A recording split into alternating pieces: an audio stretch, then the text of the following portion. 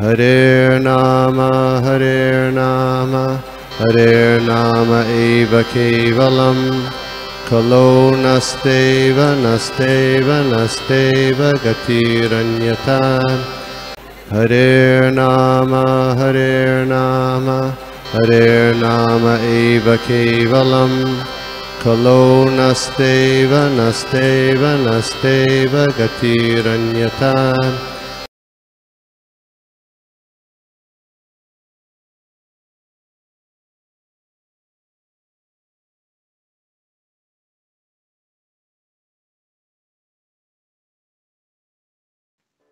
ओम नमो भगवते वासुदेवाय। ओम नमो भगवते वासुदेवाय।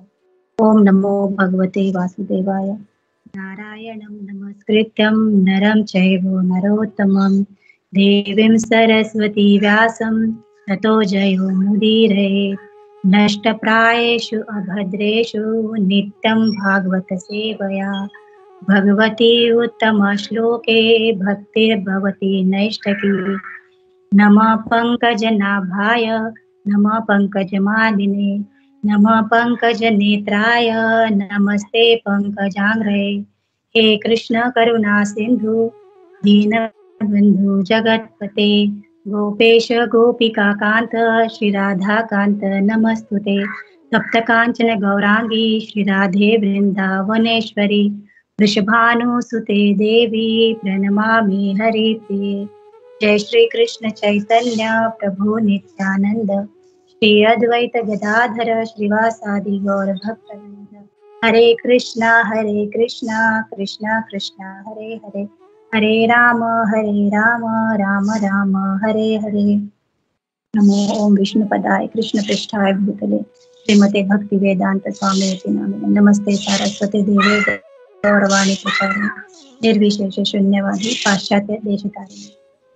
आज मुझे श्रीमद् भागवतम के स्कंद 1 अध्याय 19 और उसका 25वें श्लोक की सेवा दी गई है। तो श्लोक को मैं पढ़ती हूँ। तत्र अभवत् भगवान व्यासपुत्रो यद्रच्छयागामटमानो अनपेक्ष अलक्षलिंगो निजलाभतुष्टो वृतश्च बाले अवधूत वेशः। अनुवाद भाई श्रील प्रभुपाद की जय। उसी समय श्रील व्यासदेव के शक्ति संपन्न पुत्र वहां प्रकट हुए जो संपूर्ण पृथ्वी पर उदासीन तथा आत्मतुष्ट होकर विचरण करते रहते थे। उनमें किसी सामाजिक व्यवस्था या जीवन स्तर अर्थात वर्णाश्रम धर्म का कोई लक्षण प्रकट नहीं होता था। वे स्त्रियों तथा बच्चों से घिरे थे और इस प्रकार का वेश धारण किए थे मानो दूसरों ने उन्हें उपेक्षित किया हो। अभी हम लोग आप इतने दिनों से ये पढ़ते ही आ रहे हैं कि महाराज परीक्षित के जो प्रश्न पूछे जा रहे हैं, तो महाराज परीक्षित के प्रश्नों के उत्तर श्रील सुखदेव गोस्वामी दे रहे हैं और सुखदेव गोस्वामी उनकी जिज्ञासा को दूर कर रहे हैं। तो यहाँ पे श्रील सुखदेव गोस्वामी के बारे में ही बताया है कि वो कैसे है, वो आए हैं, वो अभी विराजमान हुए हैं। तो सुखदेव गोस्वामी खुद के बारे में तो नहीं बताएंगे कि मैं आया हूँ, मैं ऐसे हूँ, मैं शक्ति संपन्न हूँ। तो ये कौन बता रहा है? तो ये सूत गोस्वामी बता रहे हैं, है ना, जो 88,000 मुनि नैमिषारण्य में सुन रहे हैं। तो उन सबको अभी सूत गोस्वामी बता रहे हैं कि श्री सुखदेव गोस्वामी की एंट्री हुई है और वो किस तरह से उन्होंने आगमन किया है। तो यहाँ पे सूत गोस्वामी बता रहे हैं।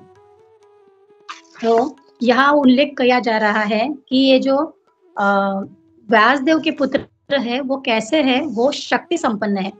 तो शक्ति संपन्न यानी कि शक्ति का मतलब क्या है? वो बहुत बड़े धनुर्धर थे, बहुत बड़े योद्धा थे, है ना, शक्ति प्रदर्शन। तो ये शक्ति प्रदर्शन कैसा है? जैसे कोई बॉर्डर पे कोई सोल्जर है तो उसके हाथ में गन है ना, तो वो उसकी शक्ति है, वो उसके गन के साथ खड़ा है। और क्या है? पीएम है अपना, तो पीएम के पास क्या है? उसकी ताकत क्या है? उसकी शक्ति है उसकी कलम, है ना, अपनी कलम से। जैसे उसने अपने पेन से, कलम से लिख दिया पेपर पे कि युद्ध नहीं होगा, तो वो युद्ध स्टॉप हो जाता है। तो वहां पे वो जो सोल्जर है बॉर्डर पे लड़ने वाला, उसको अपना जो शक्ति प्रदर्शन उसको रोकना पड़ेगा। तो उसमें ये कलम की शक्ति आ गई। तो अभी यहाँ पे सुखदेव गोस्वामी के पास कौन सी शक्ति है? तो यहाँ पे बता रहे हैं, इनके पास जो शक्ति है वो भक्ति की शक्ति है, वो आध्यात्मिक शक्ति है। जो इस आध्यात्मिक शक्ति के पावर पे हमने आगे देखा है कि खटवांग महाराज, महाराज दशरथ, ये भी देवताओं के पक्ष में असुरों के साथ लड़े थे। तो ये आध्यात्मिक शक्ति का, ये भक्ति का बल है सुखदेव गोस्वामी के पास। तो सुखदेव गोस्वामी जब ये प्रकट हुए, तो प्रकट होते ही आप सभी को इसकी कथा पता है कि माया के प्रभाव से बचने के लिए वो जंगल में भागते हैं। और वो जंगल की ओर भागते हैं तो उनके पिताजी व्यासदेव जी अपने 2 शिष्यों को भेजते हैं और कहते हैं कि उनके पास जाके इन श्लोकों का उच्चारण करो। और वहां पे वो बरहा पीड़म नटवर वपु कर्णियो कर्णिकारम, है ना, इस श्लोक का उच्चारण करते हैं। फिर दूसरा श्लोक होता है अहो बकियम तनकालकूटम। तो ये जब श्लोका सुखदेव गोस्वामी सुनते हैं तो उनका ध्यान आकर्षित होता है कि कौन है ना, बरहा पीड़म नटवर वपु, जिसने अपने बालों में मोर पंख लगाए हुए हैं, जो इतना नटवर वपु है ना, जिसकी चाल इतनी मोहक है, जो नृत्य करते हुए चलता है ना, जिसके कानों में उसने वो फूल डाले हुए हैं, कौन है ये इतना सुंदर? तो वो सुंदरता से वो मोहित होते हैं, भगवान की सुंदरता से। और फिर दूसरा श्लोक सुनते हैं अहो बकीयम स्थलकानकूटम। तो भगवान की दयालुता के उनके मन में आ जाता है कि कितने दयालु है ये भगवान, कि जो उन्हें पुतना राक्षसी जो उनको स्तनपान करने के लिए आई थी और जिसमें विष लगा हुआ था, तो ऐसी जो पुतना राक्षसी है उसको भी धात्री का रूप दे दिया उन्होंने, है ना। तो इतने दयालु ये कौन है? और ये जिज्ञासा के प्रति वो लौट आते हैं और व्यासदेव जी, है ना, व्यासदेव जी उनको गुरु बन जाते हैं और वो उनसे वो शिक्षा ग्रहण करते हैं। वैसे तो देखा जाए तो यहाँ पे बताया गया है कि उनके कोई गुरु ऐसे उन्होंने कोई शिक्षण नहीं लिया था, है ना, कोई शिक्षा नहीं ली थी, क्योंकि वो खुद ही पहले से ही वो सिद्ध है ना। सुखदेव गोस्वामी हम सब लोग जानते हैं कि वो राधा रानी के शुक है, राधा रानी के तोते हैं। तो वो पहले से ही उनके पास वो सारा आध्यात्मिक ज्ञान, वो आध्यात्मिक शक्ति, वो पावर उनके पास है। तो जब सुखदेव गोस्वामी वहां पे एंट्री करते हैं, तो वहां पे आने के बाद सारे बच्चे, सारी स्त्रियां, है ना, उनके पीछे पीछे, क्योंकि उनका रूप कैसे बताया गया है, उनका रूप बताया गया है वो बड़े अवधूत है। अवधूत यानी उनके शरीर पे कोई वस्त्र भी नहीं है। ये ऐसे महात्मा है जो आत्मा में रत है, इनको आत्माराम कहते हैं। तो ये आत्मा में रत यानी क्या, इनकी जो आत्मा है वो शरीर के ऊपर उठ चुकी है ना। स्त्री पुरुष ये शरीर का भेद उनके लिए कोई मायने नहीं रखता, वो आत्मा में विचरण करते हैं, वो आत्मा में रमण करते हैं। तो इनकी आत्मा किस में रमण करती है? तो भगवान के नाम में, भगवान के धाम में, भगवान के रूप में, भगवान के लीला में रमण करती है। तो ऐसे ये अवधूत है। तो यहाँ पे एक बताया गया है कि इन्होंने इनके लिए कोई औपचारिक विधि की जरूरत नहीं थी, है ना। तो ये जो इनके लिए बताया गया है कि इनको कोई औपचारिक विधियों की जरूरत नहीं पड़ी। जैसे हमें पूरे विधि विधान हम लोग फॉलो करते हैं, है ना, इस्कॉन में आने के बाद 4 नियमों का पालन, 16 माला, सुबह मंगल आरती, जल्दी उठना। तो सुखदेव गोस्वामी के लिए ऐसी कोई औपचारिक विधियों की जरूरत नहीं है, ऐसे यहाँ पे बताया गया, क्योंकि वो अपने आप में ही सिद्ध है।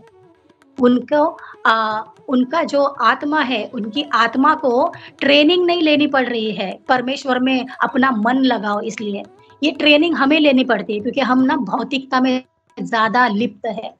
तो ये जो है सुखदेव गोस्वामी एक प्रसंग में बताते हैं कि जब स्त्रियां नदियों में स्नान कर रही थी, तो वहां से सुखदेव गोस्वामी जाते हैं, तो वो स्त्रियां अपने आप को ढकती नहीं है, लेकिन जब व्यासदेव जी आते हैं तो वो स्त्रियां अपने आप को ढक लेती है।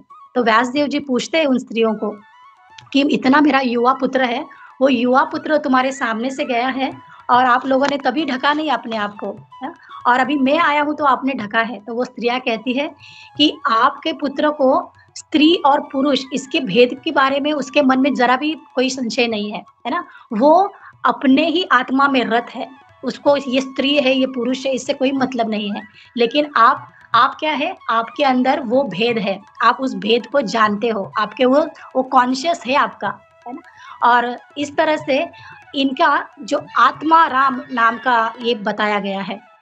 तो अभी यहाँ पे बताते हैं कि औपचारिक विधि की इनको ज़रूरत नहीं थी। तो जो आत्माराम है, उनको इस भौतिकता में लिप्त न रहने के वजह से इनको कोई विधियों को फ़ॉलो करने की ज़रूरत नहीं होती, क्योंकि ये पहले से ही भगवान में रत है। भगवान के लीलाओं में अपने आप को लीन करे हुए हैं। तो ऐसा ही एक उदाहरण है यमुनाचार्य जी का। यमुनाचार्य जी जो रामानुजाचार्य के गुरु थे। तो यमुनाचार्य जी भी जब भगवान की भक्ति वगैरह बाद में उन्होंने गायत्री करना छोड़ दिया था। तो गायत्री का तो भगवान से वो क्या कहते थे? वो भगवान से कहते थे कि हे भगवान, मुझे ना माफ कर दो। मैं तुम्हारी ना गायत्री अब मैं कर नहीं पा रहा हूँ। मैं 3 टाइम का संध्या आरती तुम्हारी कर नहीं पा रहा हूँ। क्योंकि ना अभी क्या हो रहा है, मैंने तुम्हारे जो नामों को रटना शुरू किया है, तुम्हारे मंत्रों को जो रटना शुरू किया है, तो मुझे उसमें इतना आनंद आ रहा है, मुझे इतना उसमें स्वाद आ रहा है, रस स्वाद आ रहा है। तो मैं आपके अभी वो गायत्री इसको मुझे उसमें मेरा मन नहीं लगता, है ना? तो जिसमें मेरा मन नहीं लगता है, तो मैं उसमें क्या तुम्हें अर्पण करूँ? तो मैं इन जो मंत्र नामोच्चारण से मैं उसमें तुम्हें अपने रस आस्वाद को कर रहा हूँ। और तो ऐसे करके यमुनाचार्य जी ना माफी मांगते हैं। यहाँ पे यमुनाचार्य जी का एक किस्सा है जो आपके साथ शेयर करती हूँ। पहले ज़माने में होते थे ना कि ऐसे जो विद्वान थे वो राजा के दरबार में जाते थे और वहाँ पे डिबेट हुआ करता था। तो जो राजा के दरबार में जो ऑलरेडी विद्वान है उसके साथ जो बाहर से आए हुए विद्वान हैं, ऐसे दोनों एक-दूसरे से शास्त्रों के ऊपर अपना कोट करते थे, है ना? शास्त्रों के ऊपर उनकी आर्गुमेंट चलती थी। तो ऐसे ही यमुनाचार्य जी एक राजा के दरबार में जाते हैं और वहाँ के उनके जो विद्वान हैं, उनके साथ डिबेट करने का इच्छा जताते हैं। तो वो रेडी हो जाते हैं। राजा लोगों को ये थोड़ा-सा एक मनोरंजक उनका एक कार्य होता था उस समय का कि डिबेट का वो महफ़िल करना इस तरीके से। सभा सभा कहेंगे। तो वो सभा के लिए। तो अभी हरे हरे कृष्णा। कुछ कह रहा था रहे था? हरे कृष्णा।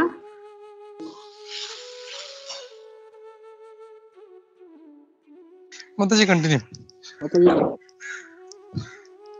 तो अभी डिबेट शुरू होता है और ये डिबेट में यमुनाचार्य जी 3 सवाल पूछते हैं और वो 3 सवालों के उनको जवाब देने होते हैं। जवाब यानी क्या है कि जो बात यमुनाचार्य जी कहेंगे, सामने वाले पार्टी को, सामने वाले पक्ष को उसका खंडन करना है ना? उसके विपरीत बोलना है। जैसे इसने नहीं कहा तो उस समय जो सामने वाली पार्टी है उसको हाँ में जवाब देना है और वो आंसर हाँ में कैसे है इसको शास्त्र का प्रमाण भी देना है।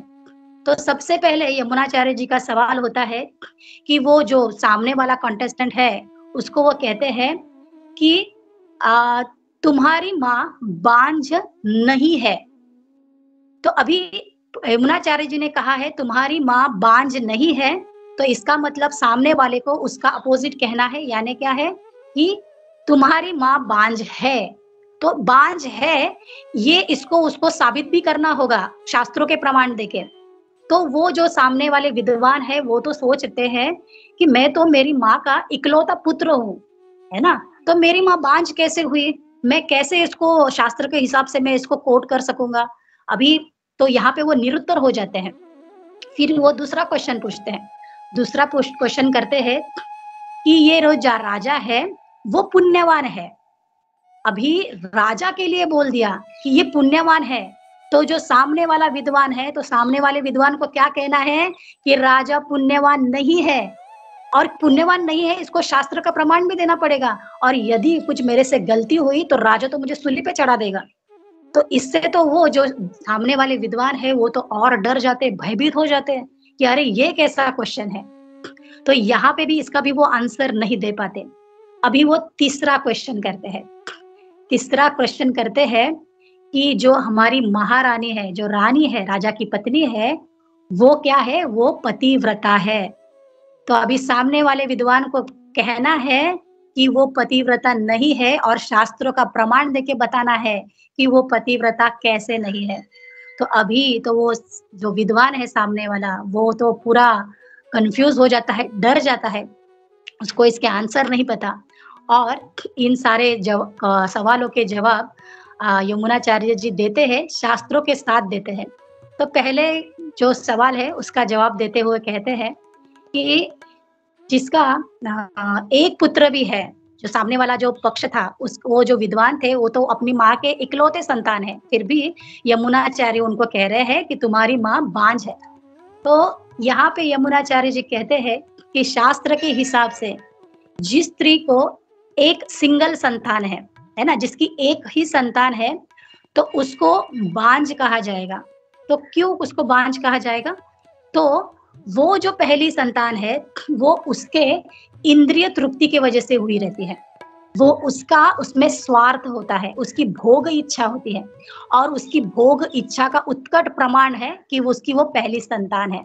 लेकिन जब वो दूसरी तीसरी संतान करती है तो क्या है, वो सैक्रिफाइस है, वो शेयरिंग करती है, अपने बच्चे को दूसरे बच्चों के साथ शेयर करना, है ना। तो ये तभी जब वो दूसरा तीसरा बच्चा हो तो उसको वो उसने अपने समर्पण कर दिया है। लेकिन जब वो एक ही उसका संतान होता है तो वो क्या है, उसने अपनी तृप्ति के लिए ही वो उस संतान को उत्पत्ति करती है और अपनी तृप्ति के लिए ही बाकी संतानों को नहीं चाहते। तो इसलिए उसको शास्त्र के हिसाब से बांझ कहा गया है। दूसरा उदाहरण देते हैं कि राजा पुण्यवान है, तो अभी इसका अपोजिट कि राजा पुण्यवान नहीं है, ये शास्त्र के हिसाब से सिद्ध करना है। तो यमुनाचार्य जी कहते हैं कि राजा की जो प्रजा होती है, ये प्रजा यदि कोई अधार्मिक कार्य करे, अनैतिक कार्य करे, तो उस प्रजा का जो अधार्मिक किया गया कार्य है उसका 1/6 जो पाप है वो राजा को चढ़ता है। तो इसलिए पहले के जमाने में ये राजा ना बहुत सतर्क रहते थे कि अपने राज्य में कहीं पे गो हत्या ना हो, कहीं पे किसी के कोई निर्धन पे कोई अत्याचार ना हो, किसी अबला पे कोई अत्याचार ना हो, है ना, कहीं पे शराब खाने वगैरह जैसे आज खुले है सब जगह पे। तो क्या कहा जाता है, इसका 1/6 पार्ट जो रूलर है, जो राजा है, उसको उसका पाप भुगतना पड़ता है। तो इसलिए वो राजा पुण्यवान नहीं है। तो अभी नेक्स्ट बताया गया है, थर्ड क्वेश्चन था कि जो रानी है, महारानी है, वो पतिव्रता है। तो इसका अभी खंडन करना है कि बताना है कि वो पतिव्रता नहीं है। तो ये रानी अभी पतिव्रता कैसे नहीं है? तो शास्त्र के हिसाब से यमुनाचार्य जी कहते हैं कि एक जो राजा है और राजा की जो पत्नी है, तो राजा में 6 प्रकार के देवताओं का वास रहता है ना। उन देवताओं के आशीष से वो अपना राज्य कारभार चलाते हैं। तो इन 6 देवताओं के साथ, है ना, राजा पूरा संपन्न रहता है। जैसे उसको सूर्य, चंद्र, वरुण, है ना, अग्नि, और ये सारे देवता उसको आशीष देते हैं, तो उसके अंदर वो वास करते हैं और उनकी शक्ति से वो अपनी प्रजा को संभाल पाते हैं। तो जब ये रानी जब राजा के साथ भोग करती है, तो इसका मतलब वो इन 6 पुरुषों के साथ भोग करती है, इसलिए वो पतिव्रता नहीं है। तो ऐसे ये यमुनाचार्य जी का किस्सा था। अभी हम लोग कंटिन्यू करते हैं आगे। यहाँ पे सूत गोस्वामी बता रहे हैं सुखदेव गोस्वामी के बारे में कि मुनियों के बारे में बता रहे हैं कि वहां पे उपस्थित मुनिगण भी थे, और वो मुनियों में कैसे है, मुनियों की मत भिन्नता है। तो मुनि का अर्थ यहाँ पे बताया गया है। मुनि कौन है कि जिनके मत भिन्न भिन्न होते हैं, है ना। जैसे डॉक्टर्स है, डॉक्टर्स क्या करते हैं, डॉक्टर्स एक ही किसी को फीवर, हेडेक हो रहा है समझ लीजिए, है ना, तो हेडेक हो रहा है, तो हेडेक के लिए हर एक डॉक्टर अलग अलग प्रिस्क्रिप्शन लिख के देगा। कोई सोचेगा कि इसका डाइजेशन ठीक से नहीं हुआ है, तो इसके वजह से उसको हेडेक हो रहा होगा। कोई सोचेगा कि ये क्यों नहीं हो रहा, इसका कुछ तो प्रीवियस इसने 2-3 रातों से सोया नहीं है, तो इसके वजह से इसको हो गया होगा। कोई सोचेगा इसका बहुत ज्यादा ये टेंशन ले रहा है, इसके वजह से हो रहा होगा। तो सबके अलग अलग प्रिस्क्रिप्शन रहते हैं। तो वैसे ही मुनि उसको कहा गया है जिसकी मतों में भिन्नता हो। तो एक बार क्या हुआ था, जब राधानाथ स्वामी महाराज पहली बार इंडिया आए थे, तो पहली बार इंडिया आते ही वो दिल्ली में एंट्री की थी उन्होंने। तो दिल्ली में वहाँ पे शांति सभा का आयोजन हुआ था। तो इस शांति सभा के बारे में राधानाथ स्वामी अपने बुक में लिखते हैं कि शांति सभा में पूरा मंडप वगैरह आयोजित किया गया था और वो व्यासपीठ पे एक-एक मुनि आके अपने-अपने भाषण दे रहे थे, अपनी-अपनी बता रहे थे उनके शास्त्र के उन्होंने जो भी सीखा है। और फिर क्या हो गया, थोड़ी देर के बाद एक-एक मुनि का टाइम थोड़ा ज़्यादा हो गया और वो समय समाप्त होने को आया। तो उनके जो ऑर्गेनाइज़र थे वो आए वहाँ पे और उन्होंने कहा कि अभी समय समाप्त हो रहा है और हमारे पास ये मंडप भी हमें अभी खाली करना है, तो इसलिए हम बाकी के मुनियों को है ना आज नहीं ले पाएँगे, हम फिर कभी ये आयोजन करेंगे इस सभा का। तो अभी जिन मुनियों की बारी नहीं आई थी, जिनको स्पीच देना था, तो वो लोग सारे वहाँ पे आ गए, स्टेज पे आ गए और वहाँ पे आने के बाद वहाँ पे जो शोर-शराबा शुरू हो गया। तो है तो वो शांति सभा आयोजित थी, लेकिन वहाँ पे जो मुनियों ने हंगामा कर दिया, तो राधानाथ स्वामी महाराज उसके बारे में चर्चा करते हैं। तो यहाँ पे अभी सूत गोस्वामी सुखदेव गोस्वामी के बारे में बता रहे हैं कि ये शक्ति संपन्न जो है सुखदेव गोस्वामी, तो उनकी एंट्री और इनका भगवान के साथ जो इनका तादात्म्य है ना? तो भगवान के साथ तादात्म्य पाने वाले जो वहाँ पे आते हैं और अपना आशीर्वाद परीक्षित महाराज को देते हैं, है ना? परीक्षित महाराज के आगे के सारे सवालों के जवाब अभी सुखदेव गोस्वामी देने वाले हैं, उनकी शंका का निरसन करने वाले हैं। तो अभी हमारे लिए हम लोग सुखदेव गोस्वामी से है ना इन सब आचार्यों से महान आचार्यों से हम क्या सीखेंगे, हमें क्या देखना है इनके अंदर, है ना? तो इनके पास जो आत्माराम है ना, ये आत्माराम बनने का जो इनका पॉइंट है या इनका जो गुण है, तो हमें कैसे मिलेगा, हम इसमें से कैसे लेंगे, हम कैसे बनेंगे, है ना? हमारी आत्मा भगवान में रमण कब करेगी? तो जब हम भगवान के लीलाओं का, भगवान के गुणों का हम श्रवण करेंगे। तो एक वृंदावन की एक कथा आपके साथ शेयर करती हूँ कि जब ये बाल ग्वाल सखा कृष्ण के साथ गोचरण करते थे, घूमते रहते थे, तो हर एक ग्वाल बाल की इच्छा होती थी कि कृष्ण मेरे पास देखे, कृष्ण मेरे से बात करे और सभी घेरे रहते थे। तो जो पीछे है खड़ा, तो वो जानबूझ के आगे आके सुन तो कृष्ण, है ना, ऐसे करके बात करने की कोशिश करता था और कृष्ण भी हाँ, हाँ बोलो मैं तुम्हारे पास देख रहा हूँ। ऐसे करके कृष्ण भी बात करते थे।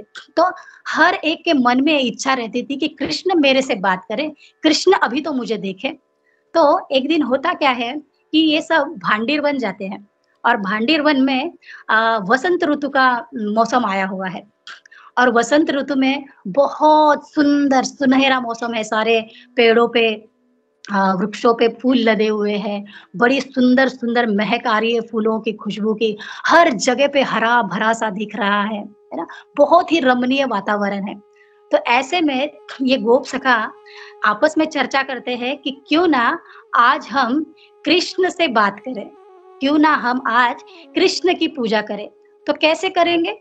तो हर एक को 5-5 मिनट दिया जाएगा कि बस कृष्ण और वो सखा ये दोनों ही रहेंगे। हर एक को 5 मिनट दिया जाएगा कि वो कृष्ण से जी भर के बात करे। फिर कृष्ण को एक आसन पे वहाँ पे पत्थर पे बिठाया जाता है। कृष्ण एकदम आराम से बैठ जाते हैं और अभी एक-एक सखा आता है कृष्ण के पास। तो सबसे पहले आते हैं सुबल सखा आते हैं। सुबल सखा आते हैं भगवान के पास और उनके पैरों में बैठ जाते हैं। पैरों में बैठते हैं और कहते हैं कि हे कृष्ण, तुम्हें मैं क्या अर्पित करूँ? मैं तुम्हें क्या दूँ? है ना? और उनके हाथों में गुंजा के फूल है और कहते हैं कृष्ण मैं ये फूल लेके आया हूँ, है ना? तुम्हारे लिए फूल लाया हूँ, मुझे मेरे पास देने के लिए तुम्हें कुछ भी नहीं है। मैं क्या हूँ? मैं अकिंचन हूँ। मैं तुम्हें कुछ भी नहीं दे सकता। लेकिन मुझे पता है तुम्हें ये गुंजा के फूल बहुत पसंद है और ये फूल भी ना बहुत ऊपर पेड़ में लगे हुए थे। मैंने देखो मुझे निकालते हुए मुझे खरोच भी आई है, देखो मेरे हाथ में, है ना? लेकिन मैं ये तुम्हारे लिए लाया हूँ, तो तुम इसे ना स्वीकार करो। और वो फूल उसकी वो माला वो कृष्ण के हाथों में हथेलियों में बांध रहा है और कृष्ण से बात कर रहा है, कृष्ण मैं तुमसे बहुत प्यार करता हूँ, मुझे बहुत पसंद हो तुम, है ना? कभी मेरे से गलती भी हो जाए तो मुझसे रूठना नहीं।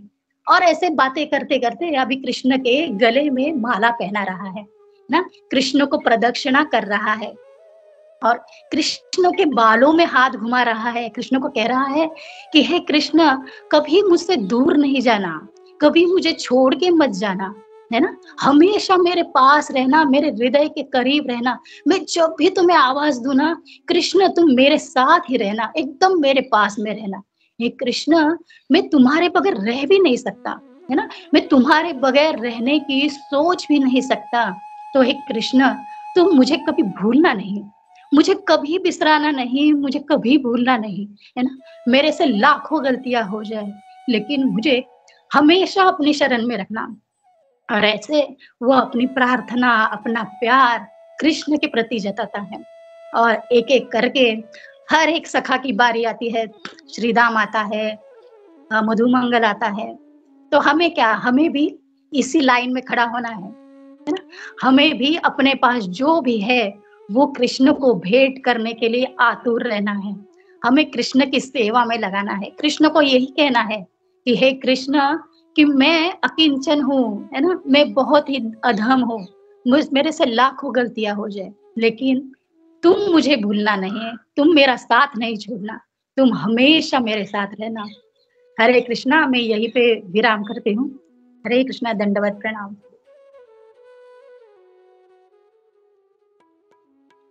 हरे कृष्णा माता जी, आपको कोटि कोटि दंडवत प्रणाम माता जी। बहुत अच्छा क्लास था माता जी, आपने बहुत अच्छा जो मतलब इतना अच्छा कनेक्ट किया सारा फिलोसफी स्टोरीज को, जो आपने शक्ति प्रदर्शन के बारे में कहा, तो कैसे शक्ति भी अलग अलग प्रकार की होती है और उसमें से टॉप मोस्ट है भक्ति की शक्ति। It was very nice point. फिर वो जो यमुनाचार्य जी का जो आपने स्टोरी सुना है, it was also really wonderful. मैं खाली ये पूछना चाहता हूँ, ये स्टोरी आपने मतलब कहाँ से रेफरेंस लिया, खाली वो एक आप शेयर कर देना। और ये जो भी गोप सखाओं के बारे में जो आपने शेयर किया कि कैसे सारे जो वृंदावन वासी हैं या सारे जो गोप सखा हैं वो कैसे वो आतुर हैं मतलब भगवान से इंटरेक्शन करने के लिए, वैसे हम लोग को वो आतुरता नहीं है हम लोगों को बिल्कुल भी। वो आतुरता हम लोगों को रखना चाहिए and very nicely you have presented this, so thank you very much माता जी। हरे कृष्णा। और ग्लोरो Srila Prabhupada and Guru and Gaurang. प्रभु जी, ये जो यमुनाचार्य जी की कथा थी, ये लोकनाथ स्वामी महाराज का जो जपा टॉक मॉर्निंग में रहता है, तो उसमें जपा टॉक में हमने सुना था। और ये जो कृष्ण की जो लीलाएं है, वो राधा कुंड में एक लेक्चर होता है हमारा, तो उसमें अमृतवाणी करके ये सारी कथाएं सुनाई जाती है वहाँ पे। जो राधा कुंड से एक प्रभु जी है, वो हमें अमृतवाणी में जैसे कविराज कृष्णदास गोस्वामी है, फिर जैसे भक्ति प्रेम चंद्रिका है, तो इनके सारे हमें वो कोट और उसके लेक्चर्स वो हमें देते रहते हैं, तो उनसे सुना था प्रभु जी मैंने ये। हरे कृष्णा। ग्रेट ग्रेट माता, थैंक यू। मतलब ऐसा कितना सारा हम लोग उस दिन भी बात कर रहे थे, कितने सारा शास्त्र का ऐसा वर्णन है जो हम लोग को पता ही नहीं है हम लोगों को। सो thank you for sharing that माता जी। हरे कृष्णा, धन्यवाद, प्रणाम।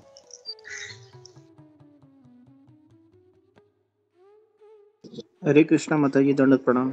माता जी, बहुत बहुत बढ़िया क्लास था। एब्सोल्युटली, जैसे गोपी मनोहर प्रभु जी ने बताया, मतलब छोटे छोटे चीज को अपने प्रॉपरली एड्रेस करके उसके रिलेटेड एक अच्छे एग्जांपल्स देके अपने बहुत अच्छा दिया था। और आखिर में जब वो कृष्ण और सुबल सखा का आप जब बता रहे थे, तो मतलब प्रतीत हो रहा था कि आप भी मतलब पूरी उसमें इन्वॉल्व हो गए थे और बहुत अच्छा लगा वो।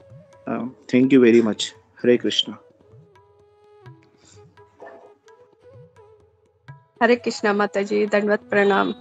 बहुत सुंदर क्लास था, ऐसा लग रहा था कि आप और बोले और हम सुनते रहे, बहुत सुंदर था। जो बहुत अच्छा लगा।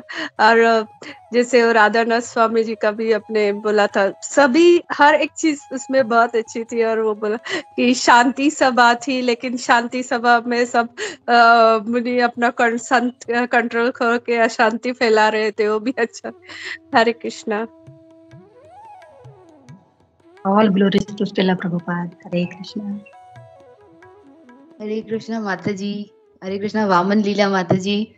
माता जी, पहले तो मैं बोलना चाहूंगी, आपने रुला दिया। आप खुद भी रो रहे थे और आपने मुझे मतलब काफी हम लोगों को भी इमोशनल कर दिया, खासकर जब आपने गोप सखाओं के बारे में बताया, तब आपके साथ साथ मैं भी रो रही थी। मैं बहुत सेंसिटिव हूँ, छोटी छोटी मतलब वो लेक्चर्स में रोना आता है भगवान के, क्योंकि वो है ही ऐसा। आपने जो खास तौर पे जो आपने माता जी ये जो बताया था, जो गोप सखा भगवान को ऐसे मतलब बोलते हैं कि मेरे से जो भी मतलब ये इसी पे मैंने भी एक लेक्चर सुना था मुगलीला प्रभु जी का, वो ब्रह्मा विमोहन लीला। कैसे जब ब्रह्मा को भगवान विमोहित करना चाहते हैं, तो जब वो भगवान, जैसे आपने बताया उसी सेम ही प्रसंग है कि जब भगवान को घेर के बैठते हैं सारे गोप सखा, अपना अपना सब जो जैसे बचपन में हम लोग कैसे स्कूल में जाते हैं, टिफिन लेके आते हैं और अपने सारे मित्रों के साथ बैठ के हम उसको शेयर करते हैं ना। तो प्रभु जी बता रहे थे कि वो सब लोग चाहते थे, जैसे आपने बताया, सब लोग चाह रहे थे कि हमको मतलब कृष्ण हमको देखे। और ऐसे प्रभु जी बता रहे थे कि कृष्णा बीच में बैठे थे और बाकी सारे गोप सखा उनको ऐसे घेर के ऐसे बैठे थे कि जैसे वो कमल, भगवान को कमल रूपी हमेशा उससे कंपेयर किया जाता है, कमल से तुलना की जाती है। तो प्रभु जी बता रहे थे बिल्कुल भगवान ऐसे कमल के जो सेंटर में जो कली होती है, कमल के प्रतीत हो रहे थे, बिल्कुल कमल के जैसे। और उनके सारे जो गोप सखा उनको घेर के बैठे थे, वो कमल की पंखुड़ियां जैसे लग रहे थे, इतने सुंदर वो लग रहे थे। और सब लोग अपना टिफिन कृष्णा से शेयर करना चाहते थे, सब चाहते थे कि कृष्णा हमारे टिफिन में से भी थोड़ा कुछ खा ले। तो वो भी बहुत अच्छा था। और माता जी ये भी एक विशेषता बता रहे थे प्रभु जी के, वो क्योंकि चाहते थे कि कृष्ण उनको देखें। सब अब इतने सारे हैं, कैसे भगवान सबको, लेकिन प्रभु जी बता रहे थे इतने सुंदर तरीके से कि वो सभी लोग ऐसे बैठे थे कि हर एक गोप सखा कृष्ण को देख सक रहा था। वो बिल्कुल डायरेक्टली, भले ही कितना भी मतलब बैठे सब लोग ग्रुप में, लेकिन कभी कभी हम देखते हैं कि ग्रुप फोटो हम लेते हैं, कहीं हम छुप जाते हैं, हमको ऐसा लगता है अरे हमारा भी फोटो आना चाहिए, हमको भी लोग देखें। तो कृष्ण के साथ जब ये लोग बैठे थे गोप सखा, तो हर एक गोप सखा कृष्ण को देख पा रहा था फेस टू फेस। ऐसा लग रहा था मानो कि कृष्ण डायरेक्टली उनको देख रहे हैं और वो कृष्ण को देख पा रहे हैं। इस तरीके से उन्होंने इस तरीके से बैठे थे। कितना मतलब सुंदर है ये, जो बिल्कुल बिल्कुल इमेजिन ही नहीं कर सकते, अनइमेजिनेबल। तो ये जो आपने जो गोप सखाओं का बताया माता जी, वो भी बहुत इमोशनल कर देने वाला था। तो थैंक यू माता जी, आपने रुला दिया। और माता जी 2 और पॉइंट एक्चुअली मुझे पूछने थे। एक तो ये मुझे पूछना था माता जी कि वो आपने जैसे बताया कि ये जो उस जमाने में आपने बताया था कि वो स्त्री के जो बोलते थे उनको जो जवाब देना था, उत्तर देना था, बिल्कुल विपरीत उत्तर देना था। और उसमें बताया कि एक स्त्री ने जिसने एक ही संतान की थी और उसको फिर भी बांझी माना गया। तो माता जी मेरा प्रश्न ये था कि एक स्त्री के लिए जो एक ही संतान करती है, तो उसको तो वो लोग बांझ ऐसे मतलब मान रहे थे या बोल रहे थे। तो जो स्त्री अगर विवाह वो करती है और वो एक भी संतान ना करे, तो उसके बारे में क्या फिर वो लोग बोलेंगे? मतलब ये प्रश्न था हमारा। हाँ, हरे कृष्ण माता जी, दंडवत प्रणाम। माता जी तो उनको तो और निकृष्ट कहा गया है ना, निकृष्ट कहा गया है, क्योंकि यदि उनको नेचुरली नहीं हो रही है तो हम सब भी जानते हैं कि क्यों नहीं हो रही है, उसके पूर्व जन्म के कुछ तो कर्म है, इसके वजह से उनको नहीं हो रही है, तो उनको वो और निकृष्ट दर्जा दिया गया है। लेकिन जो स्त्री जिसको एक संतान है फिर भी उसको बांझ कहा जाना, तो यहाँ पे यमुनाचार्य जी शास्त्र के हिसाब से कहते हैं कि वो स्त्री जो है ये कलयुग के लिए बताया गया है, ये बाकी युगों के लिए नहीं है, ये कलयुग के स्त्रियों के लिए बताया गया है कि कलयुग की स्त्री क्या है। जैसे अभी हम लोग देखते हैं कि फिगर मेंटेन करना है ना, तो मुझे ऐसा, मुझे पेन ज्यादा नहीं चाहिए, ये नहीं चाहिए, ये बच्चों को आगे संभालेगा कौन, तो ये सारी चीजें उनको नहीं चाहिए। और इसके वजह से वो क्या है कि बस मैंने अपना एक कर दिया, मैंने सिद्ध कर दिया कि मैं भी माँ हूँ, मैं बच्चे को जन्म दे सकती हूँ, है ना। तो ये कलयुग के स्त्रियों के लिए कहा गया है। तो ये स्त्री क्या करती है, ये स्त्री अपना समर्पण नहीं देती है, ये त्याग नहीं करना चाहती है ना, तो इसलिए उसको बांझ कहा गया है शास्त्र के हिसाब से। माता जी मैं आपका सेटिस्फाई कर पाई, सॉल्यूशन दे पाई। जी माता जी, थैंक यू सो मच माता जी, बहुत सही हिसाब से आपने इसका उत्तर दिया। थैंक यू सो मच माता जी। हरे कृष्ण।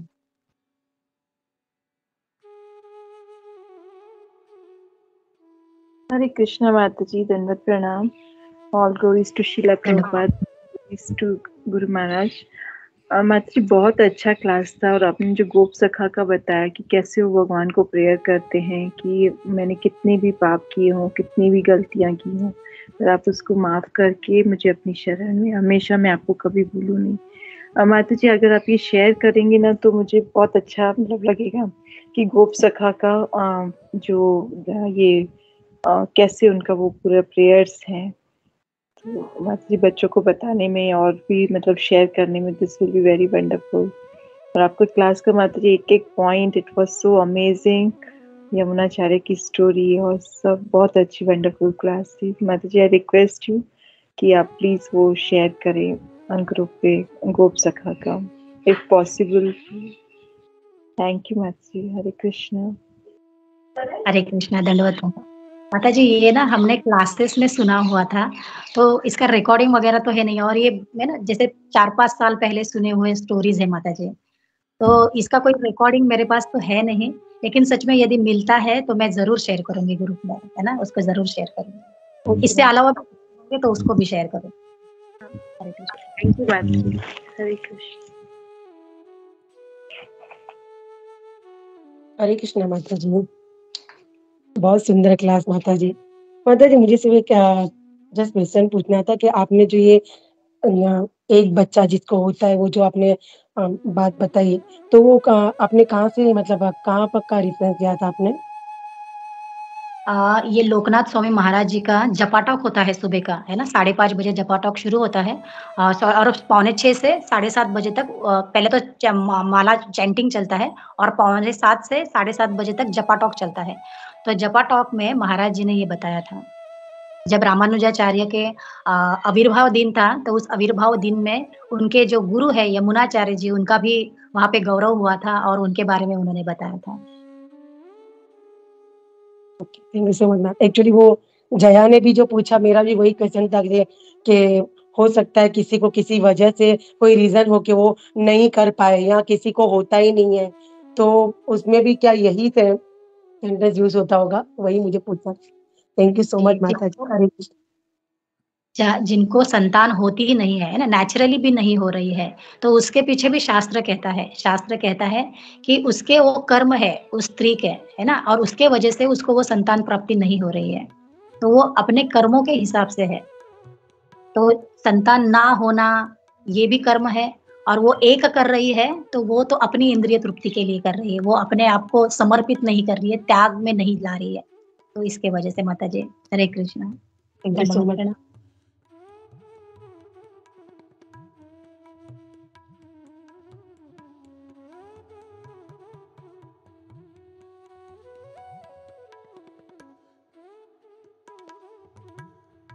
किसी के कोई क्वेश्चन नहीं होंगे या कोई कुछ बताना नहीं चाह रहा होगा, तो यहाँ पे प्रभु जी विराम दे हम क्लास को